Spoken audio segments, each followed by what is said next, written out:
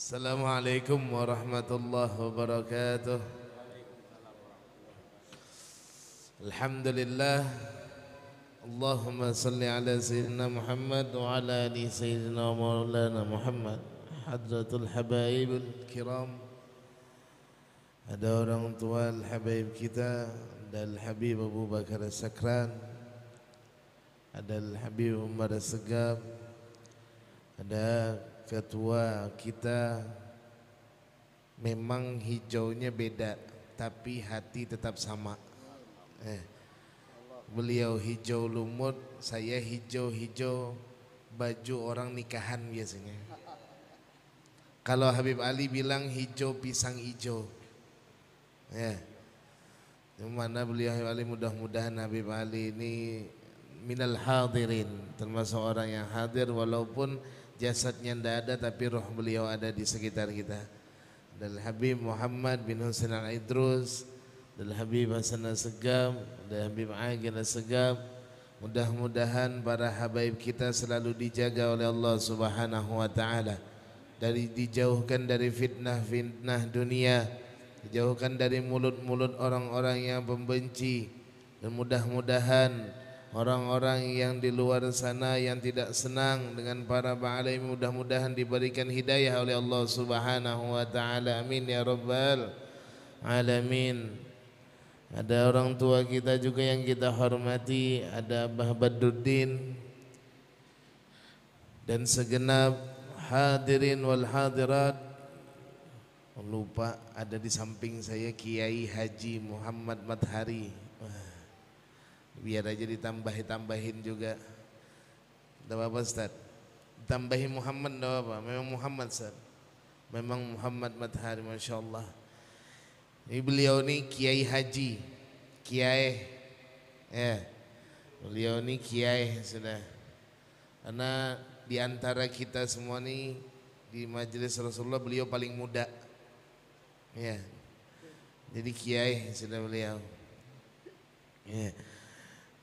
Nah, mudah-mudahan beliau selalu dipanjangkan umur oleh Allah Subhanahu wa taala.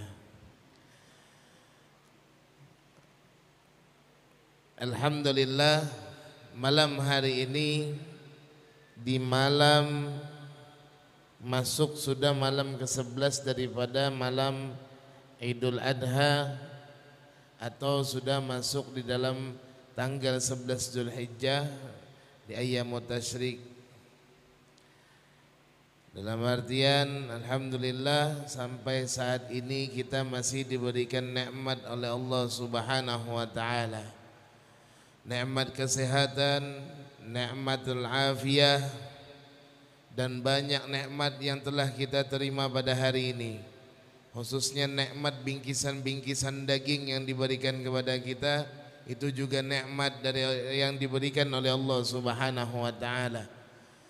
Mudah-mudahan apa yang para pengkurban lakukan, semua amalnya dalam berkurban diterima oleh Allah Subhanahu wa taala. Diluaskan segala rezeki pengkurban dan diangkat hajat-hajat orang-orang yang melaksanakan hewan kurban. Amin ya rabbal alamin. Karena ini hari-hari masih kurban, mungkin kita juga sudah sering dengar kenapa sih terjadinya kurban, apalagi khutbah Idul Adha tadi banyak yang menceritakan tentang Nabi Ibrahim dan Nabi Ismail. Pasti ceritanya tentang itu semua. Khutbah khatib di mana-mana pada hari ini tadi semua menceritakan tentang Nabi Ibrahim alaihissalam dan anaknya tercinta Nabi Ismail, yang mana dua-duanya rela menyerahkan semua jiwa dan raganya hanya untuk mendekatkan diri kepada Allah Subhanahu wa taala. Yang mana Allah Subhanahu wa taala mengatakan di dalam ayat suci Al-Qur'an, "Falamma balagha ma'ahu sa'yu qala ya bunayya inni ara fil manam an azbahuka fanzur ma tara." Kata Allah Subhanahu wa taala di dalam Al-Qur'an, Nabi Ibrahim mengatakan kepada anaknya yang tercinta Nabi Ismail alaihissalam, mengatakan, wahai Nabi Ismail, wahai anakku, sesungguhnya aku melihat di dalam mimpiku bahwasanya Allah Subhanahu wa taala memerintahkan untuk menyembelih atau memotong lehermu. Kemudian Nabi Ibrahim alaihissalam mengatakan, bagaimana pendapatmu wahai Ismail? Dijawab oleh Nabi Ismail alaihissalam, terusan ayat tersebut, maka Nabi Ismail mengatakan, qala ya abati if'al ma tu'mar satajiduni insyaallah minas sabirin. Kalau itu memang perintah Allah, wahai ayahku, lakukan perintah Allah tersebut, insyaallah aku akan menjadi orang yang sabar.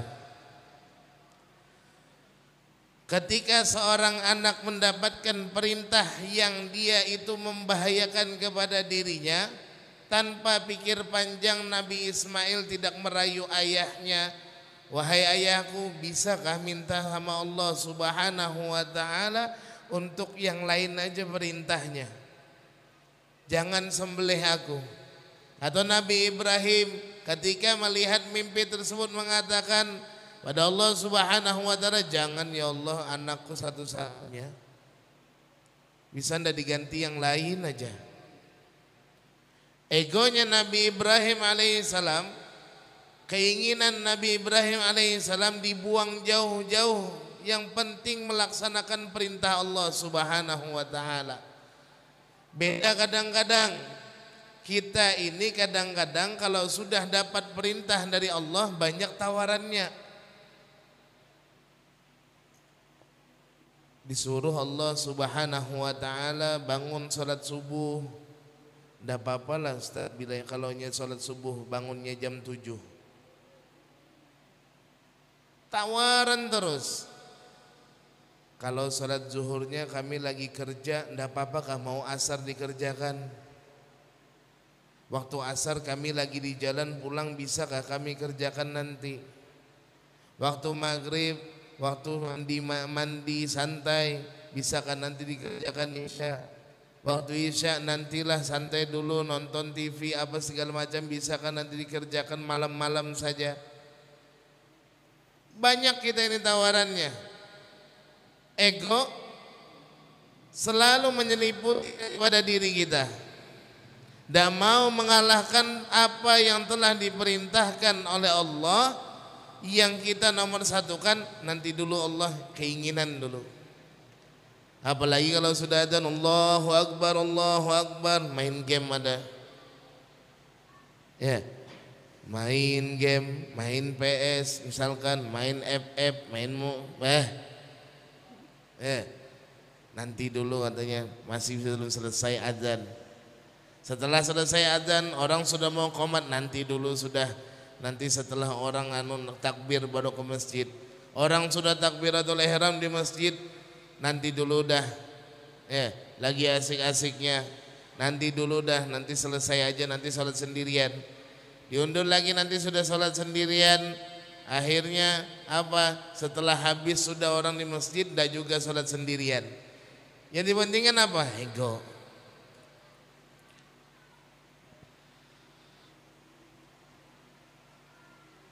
Karena kalau Nabi Ismail alaihissalam ini adalah anaknya Nabi Ibrahim. Siapa yang mau rela anaknya disembelih? Siapa yang rela? Ada yang mau rela? Ketika anak-anaknya diperintah oleh Allah, kata Allah, sembelih anakmu. Kira-kira ada yang mau rela enggak? Tapi karena itu adalah perintah Allah, akhirnya dilaksanakan. Seandainya Nabi Ibrahim alaihissalam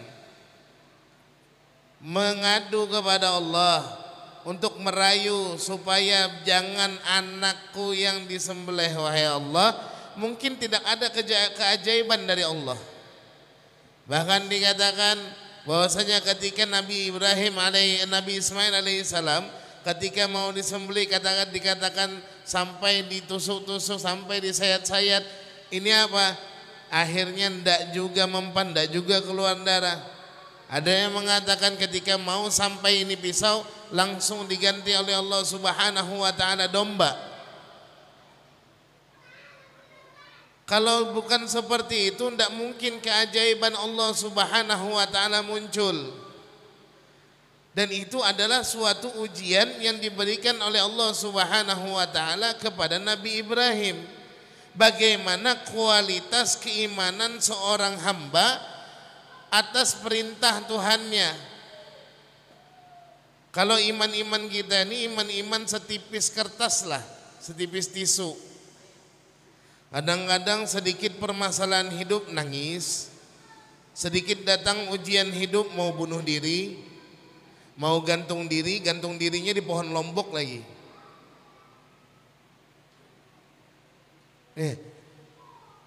Padahal Allah jelas-jelas mengatakan liyabluwakum ayyukum ahsanu amala.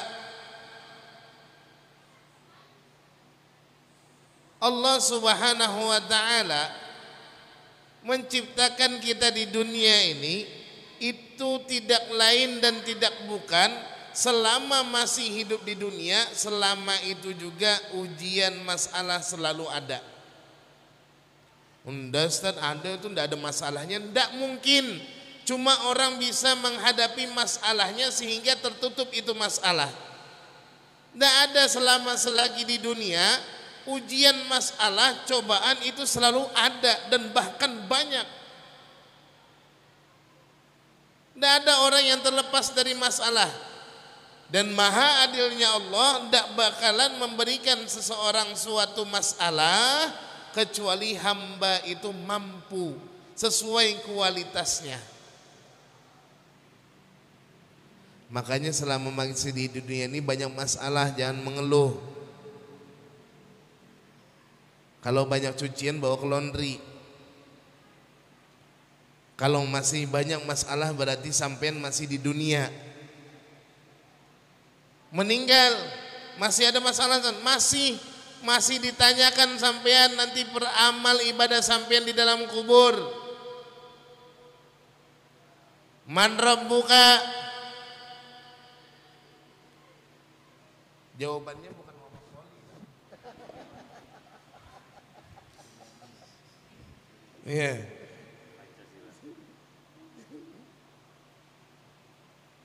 Masih ada masalah.